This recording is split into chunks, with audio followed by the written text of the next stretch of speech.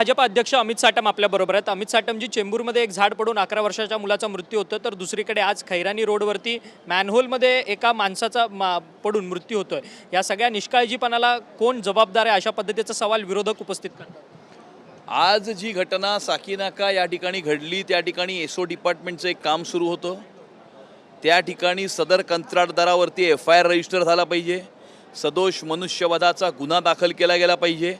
या कामाची supervisory responsibility, जबाबदारी ज्यांची होती, ज्या अधिकाऱ्याची होती, त्या अधिकाऱ्याला तात्काळ निलंबित केलं गेलं पाहिजे आणि प्रशासनानं येणाऱ्या काळामध्ये अधिक संवेदनशीलतेने काम करावं आणि या घटनेच्या पार्श्वभूमीवर आम्ही प्रशासनाला इशारा देऊ। परंतु दिलीप लांडे म्हणतात की तुमच्याच सहयोगी पक्षाचे आहेत, ते म्हणतात की नालेसफाई झालेली नाही म्हणून बॉस, नालेसफाई होत नाही त्यामुळे पाणी तुंबणे, अशा सगळ्या वारंवार घटना। नालेसफाईचा झाड पडण्याशी किंवा मॅनहोलमध्ये व्यक्ती पडण्याशी थेट कोणताही संबंध नाही।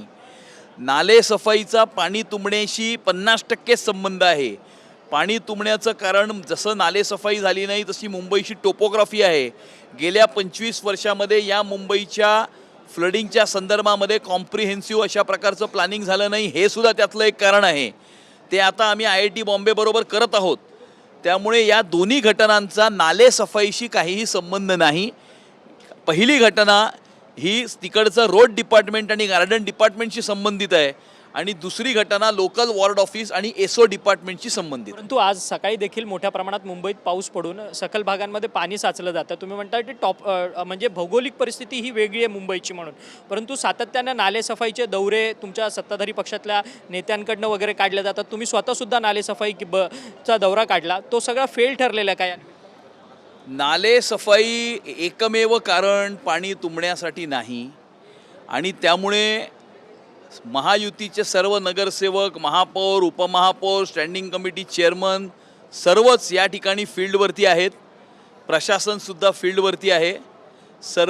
सर्वजण या ठिकाणी जनतेला दिलासा देण्याचा प्रयत्न करीत आहेत आणि त्यामुळे नालेसफाई झाली नाही म्हणून मुंबईत पाणी तुंबतं याचा काही थेट संबंध नाही। नालेसफाईचा पाणी तुंबण्याशी फक्त 50% संबंध आहे।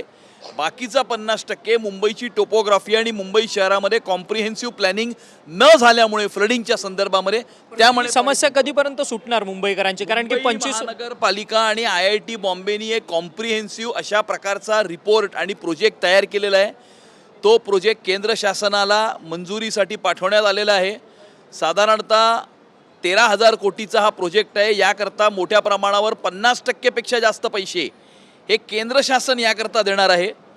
त्याला शेवटची मंजुरी मिळाल्याच्या नंतर त्वरित या पावसाळ्यानंतरच ते काम सुरू होईल आणि 2029 पर्यंत किंवा 2028 डिसेंबरपर्यंत हा संपूर्ण कॉम्प्रिहेन्सिव्ह प्रोजेक्ट हा पूर्ण केला जाईल। खरं तर धन्यवाद, तुम्ही आमच्याशी बातचीत केली। आमदार मुंबई भाजप अध्यक्ष अमित साटम म्हणतात की 2028 किंवा 29 पर्यंत मुंबईकरांची जी पाणी भरण्याची समस्या आहे मुंबईतल्या सकाल भागांमध्ये, ती संपूर्णपणे दूर होईल, अशा पद्धतीचा दावा जो आहे तो त्यांच्याकडनं देण्यात येताना आपल्याला पाहायला मिळतो। व्हिडिओ जर्नलिस्ट रोशनसह अक्षय मंकणी, TV9 मराठी, मुंबई।